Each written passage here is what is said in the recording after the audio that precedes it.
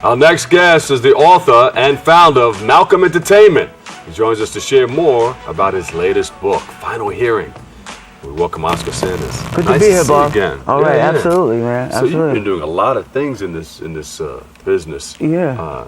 I know in the past you did something that we were talking about. Yeah, it was a jazz documentary about a jazz violinist, Billy Bang. Right. Billy Bang, long overdue. So that's been all over the United States and Europe, and won a lot of awards. Now it's going to be soon going to be picked up by cable. Yeah. So tell everybody what Malcolm Entertainment stands for. Actually, it's just a media entertainment company that does, anything from corporate commercials to weddings, special events, shorts and feature films and music videos. Oh, great. So now, I'm shifting gears because I've always been writing for film, and now I'm publishing a novel. What piqued your interest in this area? Basically, I loved politics as a child, and I always, wanted to be one until I really started to see, the muddy waters of politics, and I said, but I love it. It's good reading, So we try to touch on that, but the whole genesis of it, is about, it all takes place beginning in the 70s in the Bronx when it was very lawless at that time. And then a political couple, a very popular political couple, are murdered. And that sets the stage for these two brothers who love each other dearly. One was, was like very educated, and the other one was like, he used to play in the Rucker, a lot of street ball, and then moved out and ran numbers in North Carolina. And his brother, became a politician, a city councilman, and then a lot of stuff started to happen in terms of being victimized. So the movie, the book actually, plays into the fact of what would you do if you were a victim? If you saw your brother, incarcerated, what would you do? What lengths would you go? And then on top of that, if you become a victim as a result of trying to save your brother, and were punished over and over again because the crimes were very famous, they were infamous. So you read a lot. Yes, I do. You're right in line with Steve Duncanson, the Destiny Leadership Group. He said, people read a lot can be in line to lead people. Absolutely. He made a lot of good points. I enjoyed what he had to say. You talk to him right after this because he's waiting right off set. Talk about this new book, Final Hearing, that you have out now.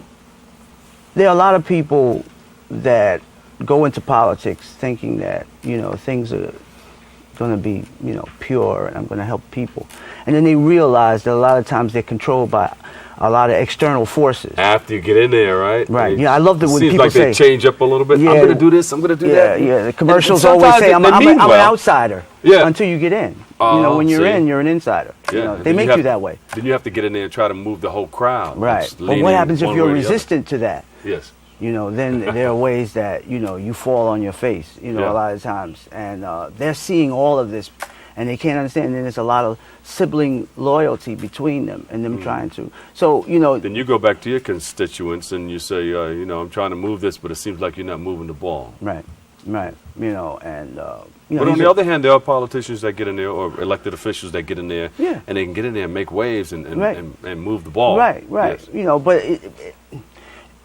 I think a lot of people sacrifice really doing good work for careers.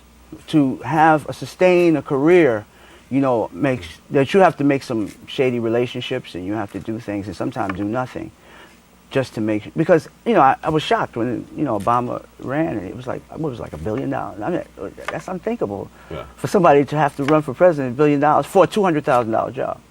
You know what I mean? And then you see the corruption that's out here, which is, people are going to jail for $20,000, which they should have in the bank. It's the job is, pays more than that. And your reputation and your life and your freedom should be more than that if you're going to go that way. So all of this is explained in the book. You create the awareness that what? That people should not sell themselves short. That they should really have principle when you do these things. Integrity means a lot. And then, the different factors that go into, the story, the journey, between these guys, because they're British boxing barons, there's left-wing terrorism, there's underground prostitution, there's substance abuse, there's supermodels travel to, North Carolina and Cayman Islands and Brazil and Wembley Stadium. So, as I grew up, I was always about adventure. You know, I don't like localized stories. I like stories that take me somewhere outside of myself. If I watch a movie, I don't want to see a movie about a filmmaker who's an author. You know, I want a James Bond experience. You know what I mean? I want something to really take me away. I got you. You know, and then also the fact that, you know, there's some horror elements. And African Americans don't really write horror. Yeah. But I'll shock some people with this. You're going to shock them. Yeah. From the sampling that I've had of people that have read it, they were really, you know, Is there something that happened in your life that inspired you to do this book? Well, it's a lot of things. It's people that I've known that are politicians that screwed up. You know, it's my own personal experiences. You know, in terms of, you know, having had the opportunity to be incarcerated. Or, well, I say opportunity before the only simple fact is that I learned from that as, you know, as being a musician, that I had options. Inmates would tell me, you don't need to come back here because you have people coming and visiting you from all over the world, because I traveled all over the world playing jazz with that same gentleman, Billy Bang. Right. You know, so I learned from there that I learned a lot about patience. I learned a lot about solitude and self-control. You know, which a lot of people don't. You know, when you can touch things and you can put your hands up. What happens if people deprive you of that? How do you keep your sanity? Yeah. Like Because being incarcerated. Yeah, because that's why a lot of people, you know, are screwed up. You know, because they had those bad experiences and they weren't taught well. Yeah. And tell us, can we identify the characters in this book just by reading it? Yes. Or you mention the characters? Yes. You do mention it. They have the true names. Oh no. So, but you can, by reading it, you can identify the characters. Kind of, yeah. Because there are several characters that are real people from this book. I mean, unfortunately, that you know, it's almost like ripped from the headlines kind of thing.